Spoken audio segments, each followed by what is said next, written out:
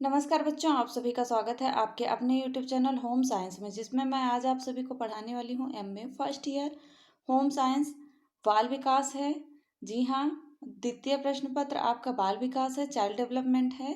और उसी सीडीपी से आज हमने आप सबके लिए प्रश्न लिया है कि शारीरिक विकास के नियम क्या हैं और उनको प्रभावित करने वाले कौन कौन से तत्व हैं या कारक हैं। जी हाँ, जो शारीरिक विकास है, जो बच्चे का शारीरिक विकास होता है, उन्हें कौन कौन से ऐसे तत्व हैं जो प्रभावित करते हैं। और बच्चों, ये आप सभी का बहुत ही इम्पोर्टेंट टॉपिक है, क्योंकि यहाँ से आप सबके पेपर में 2 नंबर अवश्य ही मिलने वाले हैं। तो इस वीडियो को अवश्य शेयर करें और वीडियो को अंत तक देखें, जिससे इसका लाभ मिल सके और आप सबको आसानी से समझ में आए। तो आगे बढ़ते हैं। और अभी तक जिन बच्चों ने वीडियो को शेयर नहीं किया, वीडियो को शेयर कर दें। और जिन्होंने चैनल को सब्सक्राइब नहीं किया, चैनल को सब्सक्राइब अवश्य कर लें। और आगे देखते हैं क्या है बच्चों। जी हाँ, हमारा प्रश्न कह रहा है कि शारीरिक विकास को प्रभावित करने वाले तत्व तत्व या कारक, जो तत्व होते हैं हमारे शारीरिक विकास को प्रभावित करते हैं, हम उन्हीं के बारे में जानेंगे। पहला है बच्चों वंश परंपरा। जी हाँ, जो वंश परंपरा होती है वह भी बालक के जो शारीरिक विकास हैं उस पर बहुत ही प्रभाव पड़ता है, बहुत ही प्रभाव डालता है। क्योंकि आपके माता पिता और जो माता पिता होते हैं और उनकी संतान, स्वस्थ और दुर्बल माता पिता की जैसे देख लीजिए, यदि स्वस्थ माता पिता हैं तो उनकी संतानें भी स्वस्थ होंगी, और यदि माता पिता दुर्बल हैं तो संतानें भी दुर्बल होंगी। और यदि उनको कोई विकार है, जैसे कि जेनेटिक असर होता है, यदि माता पिता को कोई बीमारी है तो वो आगे चलकर शिशु बच्चे में भी हो सकता है। तो नेक्स्ट हमारा बच्चों, नोट करते चलना, याद करते चलना। और दूसरा हमारा संतुलित भोजन। जी हाँ, संतुलित भोजन, यह देखा जाए तो संतुलित भोजन जो होता है वो शारीरिक विकास के लिए बहुत ही आवश्यक होता है। यदि आप पौष्टिक भोजन बच्चे को नहीं दे पा रहे हैं, बच्चा पौष्टिक भोजन नहीं ग्रहण कर रहा है, तो उसका शारीरिक विकास कैसे हो सकेगा। जी हाँ, यदि देखा जाए तो शारीरिक विकास तो हमारे भोज्य तत्वों से और पौष्टिक तत्वों से ही होता है।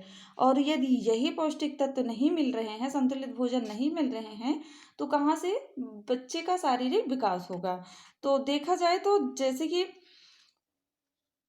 बच्चा होता है, उसका हक बचपन तो बच्चे रोटी खाने के आदी हो जाते हैं। जैसे बचपन में ही बच्चे जो होते हैं रोटी खाने के आदी हो जाते हैं, और कुछ बच्चे जैसे शिशु हैं वो दूध फल इन सभी के आदी होते हैं, और तो शारीरिक विकास उनका अच्छे से होता है। यदि बच्चा शिशु दूध टाइम टाइम से पी रहा है और फल भी खाता है और समय के साथ वो अपने भोजन को भी ग्रहण कर रहा है, तो उसका शारीरिक विकास बहुत अच्छे से होता है। नेक्स्ट हमारा बच्चों तीसरा नंबर है निद्रा एवं विश्राम। जी हाँ, निद्रा एवं विश्राम। जी हाँ, निद्रा और विश्राम भी शारीरिक विकास को बहुत ही प्रभावित करता है। क्योंकि जब समुचित निद्रा एवं आवश्यक विश्राम नहीं मिलेगा शरीर को, तो बच्चा कभी सोते हैं, उनका शरीर स्वस्थ रहता है। जो बच्चे, ये देखा जाए बचपन में बच्चे बहुत, जब बच्चा जन्म लेता है तो उस समय बच्चा बहुत सोता है, और धीरे धीरे करके उसकी जो निद्रा की क्षमता होती है, सोने की क्षमता होती है, वो धीरे धीरे करके कम होती है। बच्चा धीरे धीरे ज़्यादा जागने का प्रयास करता है, और इसलिए बच्चे को यदि सो रहा है बच्चा तो उसे नहीं जगाना चाहिए। और ऐसा तब तक होता है, और जब तक बच्चे को समुचित निद्रा नहीं मिलेगी तो उसका आवश्यक विश्राम भी नहीं मिलेगा, तो उसके शारीरिक विकास पर भी प्रभाव पड़ेगा। उससे हमें शरीर में, यदि आप ही देख लीजिए, यदि आप रात में बहुत रात तक जागते हैं तो आपके शरीर में पेन होगा, और यदि आपकी निद्रा नहीं पूरी होगी तो सर में भी दर्द होगा, और वैसे ही बच्चे में भी उसका समुचित विकास नहीं हो पाएगा। और जब शैशवावस्था आती है तो काफ़ी नींद की आवश्यकता होती है। जैसे ही बच्चे का शैशवावस्था होता है, जैसा मैंने अभी बताया, के समय वो बच्चा बहुत ही नींद लेता है, बहुत ज़्यादातर सोता रहता है। इससे बुद्धि का भी विकास होता है। बच्चा यदि ज़्यादा और बाल्यावस्था तक 10 घंटे और किशोरावस्था तक लगभग 8 घंटे की निद्रा आवश्यक होती है। बाल्यावस्था में याद रखना 10 घंटे की निद्रा आवश्यक होती है।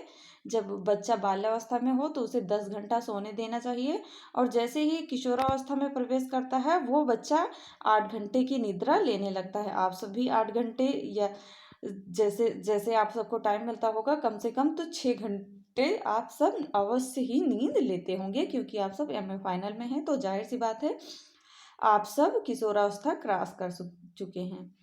और थकान को दूर करने के लिए उचित विश्राम की भी आवश्यकता होती है। और नेक्स्ट हमारा, और कह सकते हैं कि यदि थकान है उसे दूर करने के लिए नींद ही बहुत ही इम्पोर्टेंट होता है।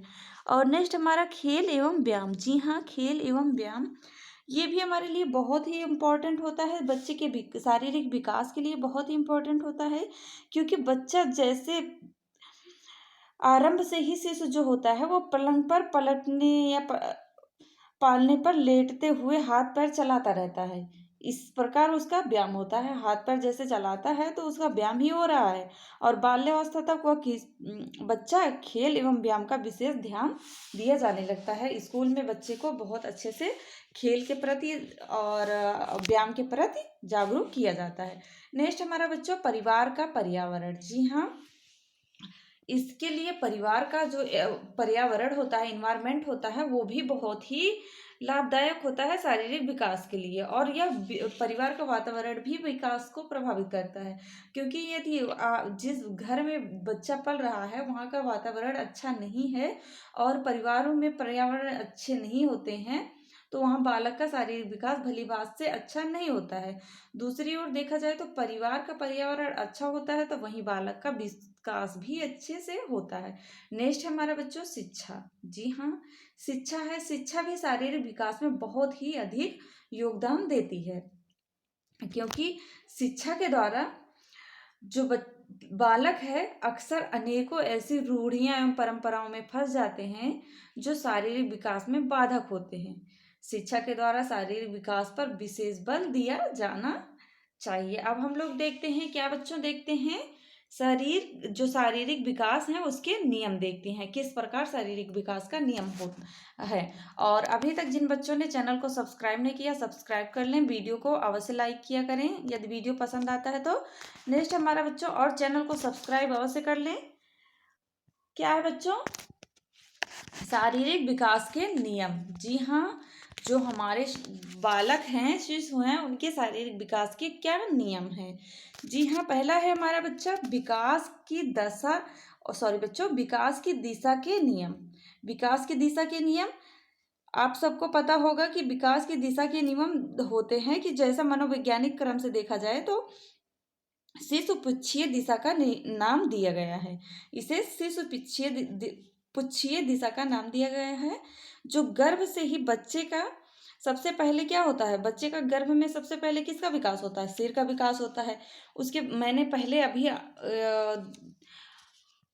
इससे पहले और भी पहले मैंने वीडियो अपने चैनल पर दे रखा है जिसमें शिशु के विकास की सारी प्रक्रियाएं हैं। वहां से आप सब देख सकते हैं कि कैसे विकास होता है शिशु का गर्भ में। और जैसे ही शिशु का विकास सिर से होता है उसके बाद धड़ तथा अंत में हाथ पैर का विकास होता है। तो इस प्रकार से कह सकते हैं विकास की दिशा के नियम। विकास की दिशा के नियम क्या है, सर से नीचे की तरफ, अर्थात पहले सर का विकास होता है, सिर का विकास होता है, फिर उसके बाद और सभी अंगों का विकास होता है। जन्म के बाद क्या होता है, जन्म के बाद यही क्रिया संबंध में भी यही नियम घटित करती है। जन्म के बाद भी बच्चा सिर ही उठाता है सबसे पहले, फिर उसके बाद धड़ और फिर हाथ पैर। सबसे पहले बच्चा लेटा रहता है, फिर धीरे धीरे अपना सर उठाता है, फिर ऐसे ऐसे धीरे धीरे प्रक्रियाएं होती रहती हैं। नेक्स्ट है बच्चों, शारीरिक विकास का चक्र। जी हाँ, क्या है शारीरिक विकास का चक्र। इसमें क्या होता है, मानव जो होते हैं उनका शारीरिक जो शरीर है उसका विकास एक गति से नहीं होता है। जी हाँ, मनुष्य का जो शरीर होता है उसका विकास एक गति से नहीं होता है।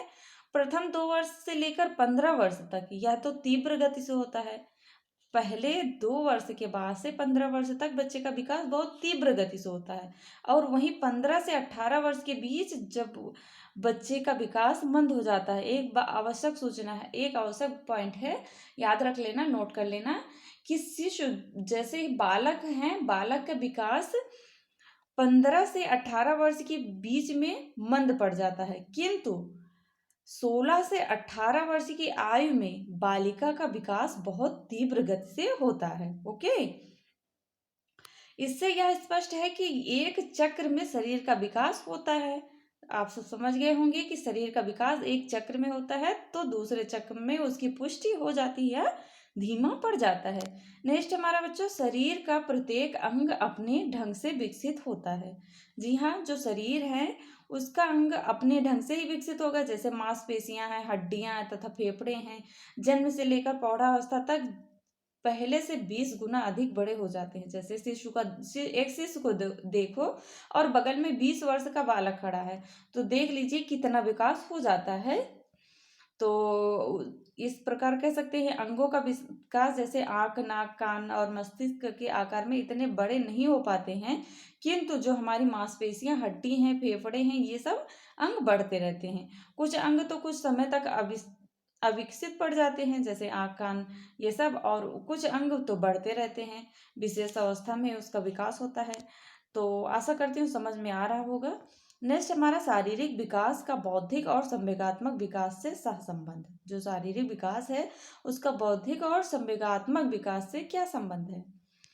जैसे ही मस्तिष्क शरीर का ही अंग है, वैसे ही शरीर के अंगों में विकास बच्चों की बुद्धि विकास का भी निश्चित करता है। जो बुद्धि होती है बच्चे का, वो भी बहुत इम्पोर्टेंट होता है। जैसे शरीर के विकास में अंगों का विकास होता है, लेकिन बुद्धि का विकास भी बहुत इम्पोर्टेंट होता है।